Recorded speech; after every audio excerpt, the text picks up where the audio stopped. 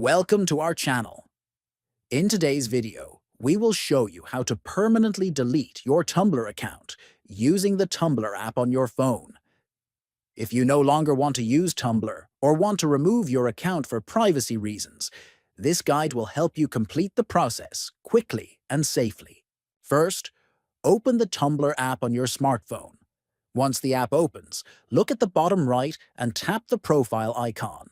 Next, at the top right corner, tap the Settings icon. Then, select Account Settings from the list of options. Scroll down through the account settings until you find the Delete Account option at the very bottom of the page.